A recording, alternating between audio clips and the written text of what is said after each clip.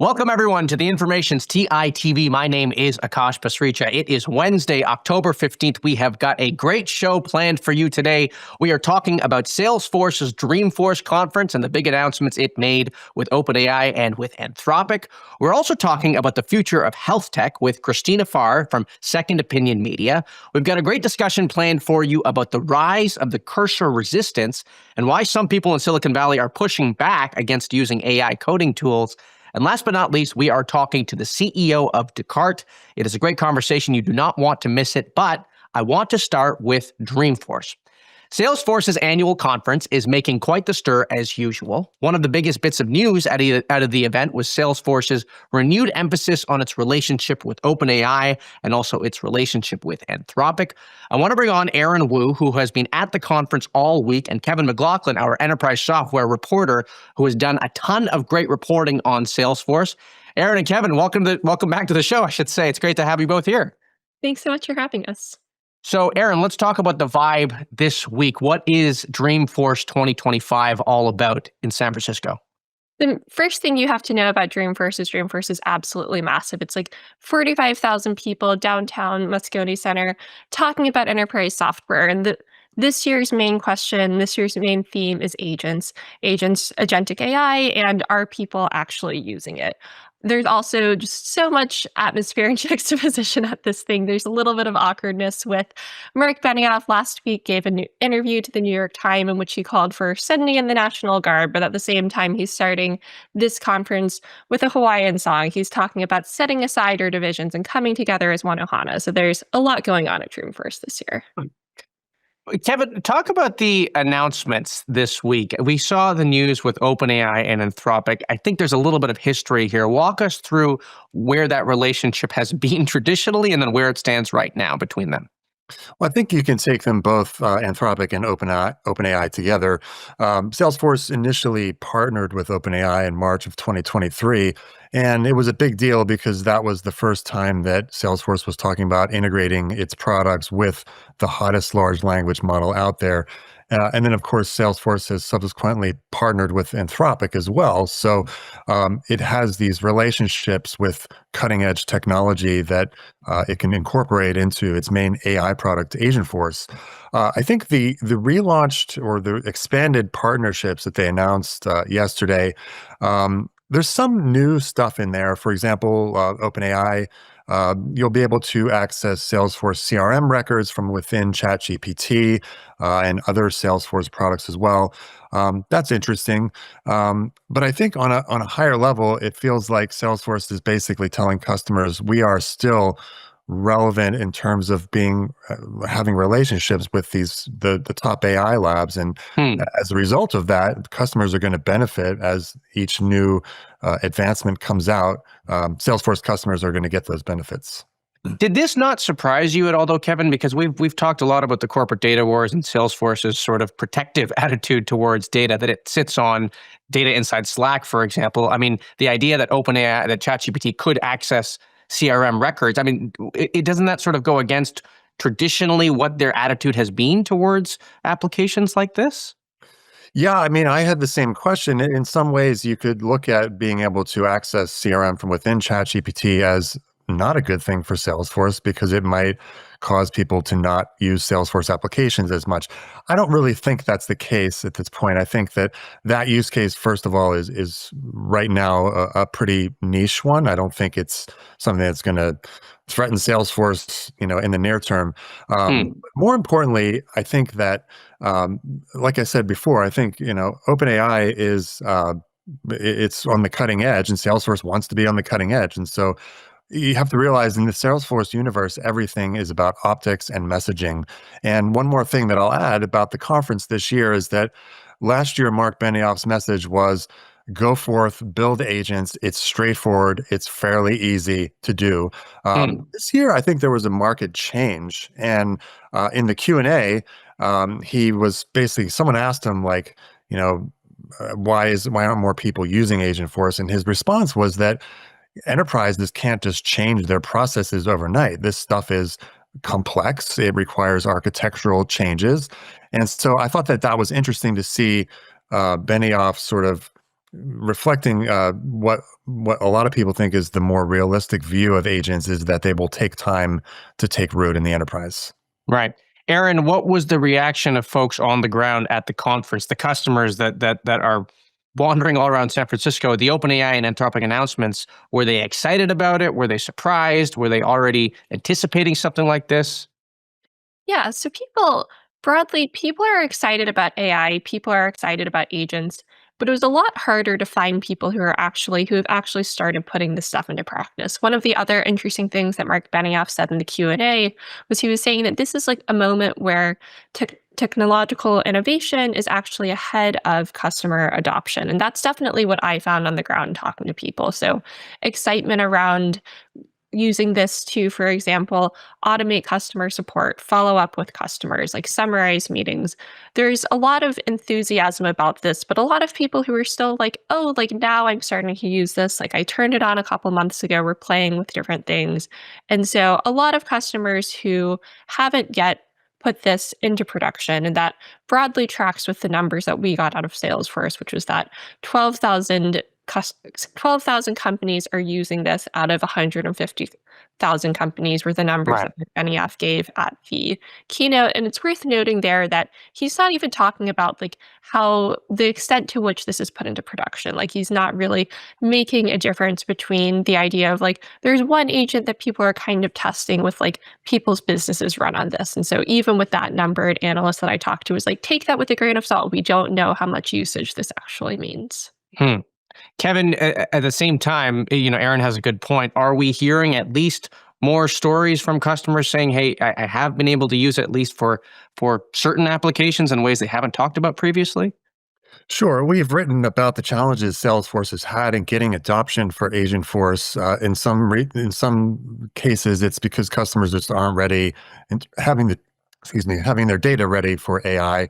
In other cases, it's because the product itself has had some glitches and had some issues with inaccuracy.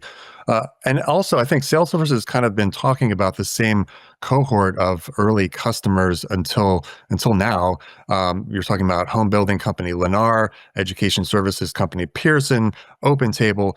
I think this year we saw 5 real examples of Salesforce customers that are not ones people have heard about before, who are using it in their businesses. And I think that there is real progress here based on what those customers talked about on stage, because they're not just using AI for automating customer service, which is basically the most sort of well-worn use case at this point, but for other things, like, for example, Dell. Michael Dell joined Mark Benioff during the keynote to talk about how Dell is using Agentforce to manage its supply chain. And I Hmm. thought that was really interesting. And then, of course, Salesforce launched an agent that does basically what ServiceNow does, which is to Hmm. process IT tickets. And FedEx had someone up on stage as well talking about how they're using that particular product. So they are making progress. And I think it's just a matter of what Benioff said earlier. Enterprises adopt technology slow, but eventually they do get there. Right. Well, I think it's a fascinating time for Salesforce, and it's certainly an interesting time for this event to be put on to have been put on. Erin, we'll let you get back to it. I know there's a lot more programming for you to get to. Kevin, thank you so much for helping us understand the context around it. That is Erin and Kevin, 2 of our superstar reporters here at The Information. Okay. Healthcare is one sector Silicon Valley has been trying to innovate in for as long as technology has been around. It always feels like progress is slower than most people hope, but many people are still touting this moment to be different, with AI being introduced into the conversation and also new focuses on topics like longevity. I want to bring on Christina Farr, a healthcare-focused investor and advisor. She is also the CEO of Second Opinion Media. She's got a whole host of things going on. Christina, it's so great to have you on the show. Welcome to TITV. Oh, it's so good to be here and just fun to like get to do this with you, get to hang. I know. Yeah. Gosh. Well, I mean, you're a vet though. You back in your old broadcast journalism days. I mean, this was your daily cadence as well. So we're excited to have you on the show here, albeit in a different capacity. So let's talk about AI and healthcare broadly. We've had people on the show, and most of them have been entrepreneurs, and the entrepreneurs have come out saying, "Look, it's just a matter of time, right? All non-touch aspects of healthcare will get replaced by AI at some point, whether it's 6 months, 16 months. What I want to talk to you about is the doctor perspective on this, because we haven't yet had as many doctors on the show. We should. You, of course, talk to a lot of doctors. And so when you talk to physicians, what is their reflection on the extent to which AI could replace healthcare? And do they actually believe it? I mean, walk us through that. Yeah, I think it's really changed where in previous kind of waves of technology coming into healthcare, you saw a lot of skepticism in the physician community. With AI, I actually see the opposite right now. A lot of them tend to be very early adopters and dabblers. Even the ones that you would expect to be very conservative seem to be on board with this. I think they really appreciate that it can do things that they really do not like doing in their jobs, including a lot of administration and note taking. AI is very good at manual, repetitive tasks. So I think that's been very key. And then, recently I was on a panel or listening into a panel of a group of physicians, and somebody made the comment that in the old days, it used to be considered lazy if you were a physician that used one of these tools like UpToDate or Doximity to look something up as part of the way that you practice medicine. And nowadays, with just how intelligent AI has gotten and how much more knowledge AI has at its fingertips, it's lazy not to use AI in the context of patient care. So I think physicians have really come around to the idea that at the very least, they should be leveraging this as part of practice, and that there are things that candidly AI can do better than humans. Are they as excited on it on the diagnosis side as well? Or do they think they'll be able to? I mean, I get the radiology angle to this, but are they saying that it will be able to diagnose things as well? I think it depends on how the information is presented to them. If they are being told by a tool, you should do X, Y, or Z, I think there is some resentment towards something like that. But a lot of the companies have done it differently. Take, say, a Doximity or an Open Evidence, where instead it's more of a set of options. Like, here is option 1, here is option 2, here is option 3. This is what the evidence says. Pick amongst these various protocols. And I think they like having some degree of agency, but be guided by what the research says and what the AI comes up with. And that's where I'm seeing the sweet spot is, you're not replacing them.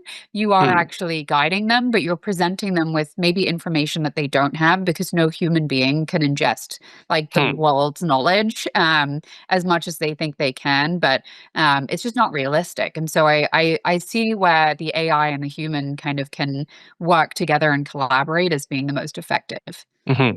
Now, one of the things you wrote in one of your columns that I found interesting is you wrote, candidly, one of my big fears is that the first wave of AI companies does very little to strip out unnecessary healthcare costs. So sounds like you do have a bit of cautious optimism about the technology. Talk a little bit about where you do have big questions here about reducing costs. Yeah, I am worried about this. I think we sometimes talk about AI as if it's like automatically going to have this immediate impact of reducing costs in our system. But if the incentives right now are all set up to increase costs, which is why costs have been going up year after year, I think some of the near-term revenue generating opportunities for companies will really be to add cost. And it may be cost that, one could argue is correct. For instance, if a patient and provider have an encounter and you use some kind of ambient scribing tool to document that encounter, and then there is some amount of coding that comes out of that is correct coding, and maybe the physician was undercoding the encounter before, but still that is going to add some level of cost to the system. So where I'm like very interested right now is there anything that even in the longer term will strip out costs? Because right now we have literally hundreds of millions of dollars going into pure waste every single year. And to me, that is the sin of the healthcare industry, is the waste. It's not necessarily that we just overspend on care. We certainly do that.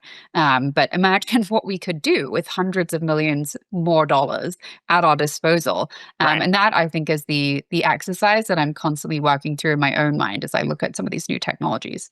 Right. The other interesting thing that you wrote about is this idea that there are sort of two distinct health systems in play right now. One is the health system that is very much run by the insurance; it's covered by insurance essentially, and the other is sort of the private healthcare sector. Really, these consumer technology devices that have come up that are helping us understand our own bodies better, our health span, and the way that the longevity focused industry has developed. Do you think this is a good thing, a bad thing? I mean, how do you think about this broadly? I'm a little worried about it. I see patients getting, say, compounded GLP-1s for weight loss on the internet for a few $100s a month. And that's great because it's a more affordable option. But their physician, the family physician, has no idea that they're taking these medications. And Yeah. it's really important that that information be part of the medical record. But when you have this, what I call the tale of two systems, where we have this burgeoning cash pay ecosystem that isn't connected at all to the traditional healthcare system, then you could see just so many information gaps that could even lead to patient harm. If the physician doesn't know that a patient is taking hormones, doesn't know that a patient is taking peptides, and then prescribes them something that maybe would have a bad effect with these drugs and has no idea, no way of knowing that unless the patient has the agency to tell them directly, I could see things happening as a result of that would be harmful to the patient. So I think we need to build some kind of bridge between these two systems because the cash market, in my mind, is not going anywhere. Yeah. And the traditional healthcare market isn't going anywhere because people still need to use insurance for things that are very high cost. So Right. if you assume that both will continue, then how do we then kind of form that middle layer between them? And I think there is an enormous opportunity there for companies. Any particular companies that you're watching in this space building that opportunity? Funnily enough, one of the ones that I advise, a company called Vibrant Practice, is doing exactly that with building that kind of middle functionality between the longevity functional medicine type clinics and the traditional healthcare system. Right. That's just one example that I've seen recently, but I think we'll see many, many, many more. And as I speak with health systems, they've echoed to me that this is something that they are very concerned about, and that they, in many ways are envious of this cash pay system that has emerged because they wish that they could capture the patients in the same way because it's turning out to be a front door for healthcare that they don't have. And so I think there's going to be some M&A opportunities, a lot of partnerships as well between these two systems going forward. Great. Well, Christina, I want to thank you for coming on the show. It's a fascinating discussion. And I will say, next time you come back on the show, bring the CEO of that portfolio company on with you, and we can have a discussion about how we can bridge this gap, because I do agree these two systems are sort of operating in their own separate lanes right now. And I do think it would be beneficial for them to talk to each other a little bit more. Christina, thank you so much for coming on the show. That is Christina Farr, the CEO of Second Opinion Media here on TITV.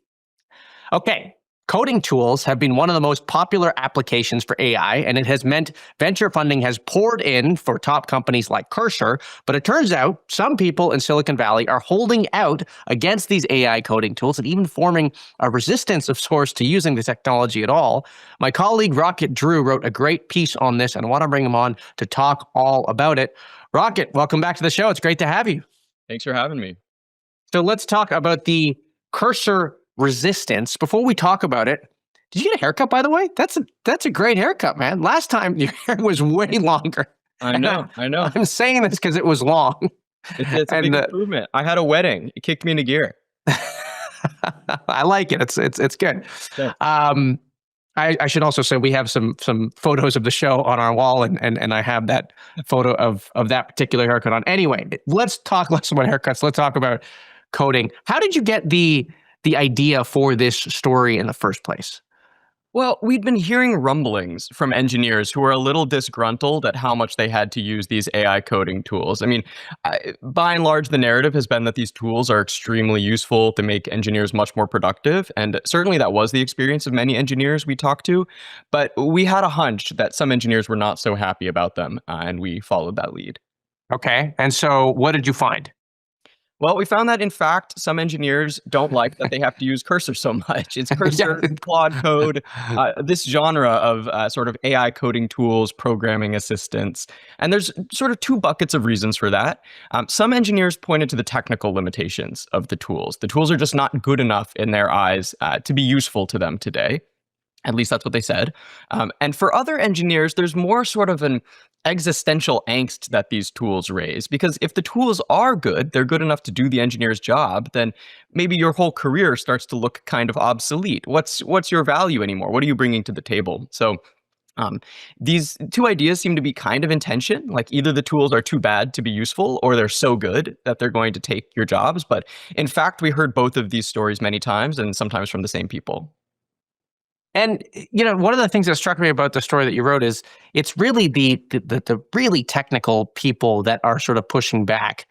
The idea that this technology cannot do, it's not good enough for them. I mean, do you get do they have any sort of confidence that the tools will get better, or is it really just the control and saying, look, I just don't want to use a tool at all. I want to do it myself.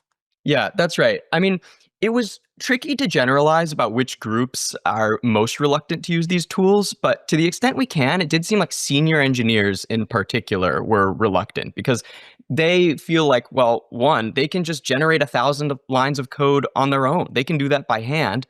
And in fact, they feel like they can do it better than the AI can do it. So there was definitely some resistance among senior engineers. I think it varied whether they see the tides changing. I mean, some of the senior engineers definitely realize that the tools are progressing very quickly, and the generation of AI coding tools that exists now is so much better than the tools that existed a year ago. So I think some of them do see that change is coming and know that at some point they'll have to adapt to them. I think others see these as sort of fundamental limitations of the tools. Like they're just not smart enough to handle the kind of complex logic that they engage with on a day-to-day basis and write the kind of hyper-efficient code that they're writing to make AI models run, for example. I will say that this story actually got a lot of comments on it. I think people are very passionate about it. And one of the people you mentioned in the story actually let go of engineers because they were unwilling to use these applications at all. I mean, this seems like something that people have very much drawn a line in the sand in, and they're actually willing to let go of engineers if they don't meet the philosophy that they've sort of developed.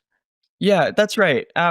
And I want to comment on what you said before, that it seems to touch a nerve with people. Like this topic seems to be something that people are really passionate about. And my pet theory for why that is like you said, AI coding tools have really exploded in the past year. I think in some ways, AI coding has become a bit of a poster child for generative AI overall.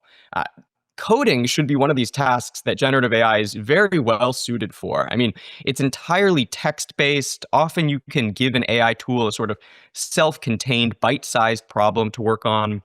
There's plenty of data out there to train these models, and it should be relatively easy to check whether they did a good job or not. So AI coding seems like one of the perfect applications for AI, and we've seen the valuations of AI coding startups reflect that promise. So when engineers start to point out the limitations or to point out their sort of concerns with these tools, I think it gets right to the heart of people's anxieties and fears about generative AI as a whole industry. Right. Well, look, I certainly did not expect that so many people would be resisting against it. Of course, it's hard to know the exact number, but it's interesting to hear that there's anyone at all that is pushing back. Thank you, Rocket, for coming on the show and explaining it to us. It is a great piece. We will link it in the show notes. That is Rocket Drew, our AI and robotics reporter here at The Information. Okay. AI video generation has been a big conversation lately as OpenAI introduced the newest version of its Sora models on a social media platform to go with it. Many other companies are vying for a slice of that market as well. Decart is another one of these startups. The company raised $100 million at a $3.1 billion valuation back in August. And I want to bring on the CEO, Dean Leitersdorf, to talk about this moment for AI video and for his company. Dean, welcome to the show. It's great to have you. Thanks so much for having me. Great to see you this morning, Akash. You as well. So let's talk about what Decart does and how it's different from all the other video generation platforms that we've seen come out recently. So I think that video generation is really starting to have its breakout, especially as you mentioned with Sora 2 coming and standardizing this for the industry. We have been focused on video generation for the past 2 years. We recently launched our real-time video models, which are the only ones currently on the market. We launched a demo roughly 5 weeks ago. We've seen it take up in lots of different markets, whether it's camera apps, VR, social media, and gaming. I think that AI generated video is really here to disrupt and change lots of different industries. And we're really in the first innings of that. We're going to see a lot more coming over this next year. And what does that mean, real-time video generation? So, we wanted to share my screen in this interview, but we couldn't for technical reasons. Maybe next time we could. But if I could, what I'd show you is that I would turn into a dragon. Or, Okay. I would hold up a pen and would suddenly turn into a sword. And this all sounds like magic, but you can actually do it today. Okay. If you go on our site, we have a bunch of products that we released playing around with this, whether it's in VR, whether it's on your phone, whether you're using it for Twitch streaming or you're using it in order to play inside a game like Minecraft. Yeah. And it's like a regular video model, which, Sora and others that but just imagine that it works instantly. So, you're sitting there with a orange shirt. I can say, hey, turn that orange shirt into a suit or take Okay. this red pen and change it into a sword. But we can already do some form of this already with tools like Snapchat, and I think I've done the whole I don't know, what is it called, memoji on iMessage. I can turn my face into an elephant and I can talk like that. I could do some of this already. So I think it's exactly what we saw with regular video models, that you could do lots of that before, whether it's with tools like Adobe Studios, with Photoshop and stuff, or whether it's with simple tools like specific stuff. But let me ask you this. Have you ever seen a tool that actually turns you into, say, a new movie comes out, Elsa, and you actually look like Elsa, and you don't just have like a nice blonde hair and just a few touches of makeup on your skin? I think that what these AI video models let us do is stuff that the quality is just much, much better than anything we could do with any existing tool before. Okay, and so the bet that you're making is it's not like a Sora or like a Runway where I have to describe the video I want. It's that I open up the camera app and then in real time it sort of you could be streaming live into me as a dragon, like type of thing. 100%. So Okay. we both build regular video models. We've seen lots of uptick in that in the regular industry. We just demoed this 5 weeks ago. How many customers do you have? So the real-time models, we built both are first-party apps, and they shot up to millions of users within weeks of launching over the past 2 weeks. And now, after we're seeing these first-party apps take off, we're also seeing lots of enterprise adoption. So all this is insanely new.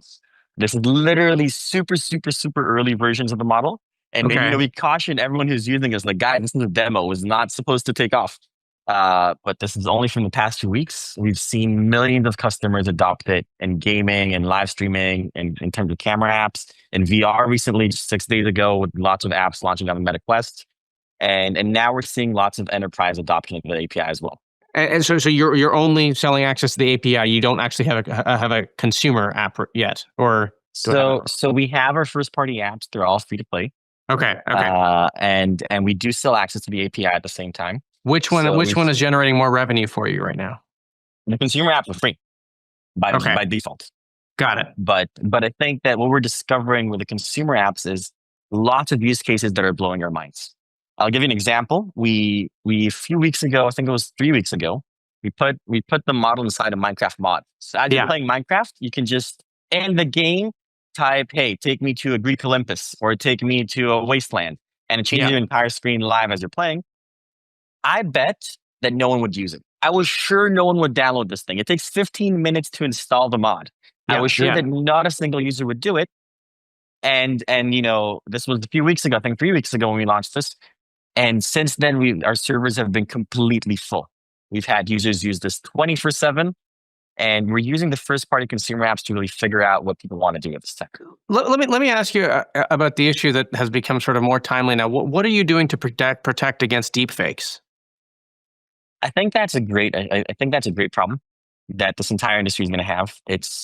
I like to think of it as very similar to the problem that we had when LLMs first came out. Remember when LLMs first came out, everyone was cheating on exams. Yeah. Whether it's in high school or whether it's even more critical exams like in But college. I'm asking what your company is doing to protect against that. So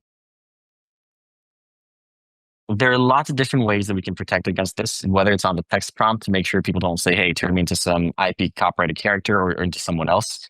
There are also stuff you can do when you check the output itself and not just the input. But I think that the most critical part is also helping the industry and helping the world understand and get used to the fact that not every pixel we see on the screen is a pixel we can believe was actually taken by a real camera. Now, the world got that with Photoshop a few years ago. And I think that one of the best things that SOAR is doing for the industry is that it's helping the world understand at large that this is coming and it's already happening, and that sure, companies will do their best. We will do our best to protect against it. And at the same time, you have to consumers have to understand that not every pixel we see on their screen was taken by a real camera. So I'm with you. So it sounds like you are monitoring the text inputs that people 100%. are putting, and you are also monitoring the outputs, and you are scanning for what, basically instructions that raise a red flag, essentially?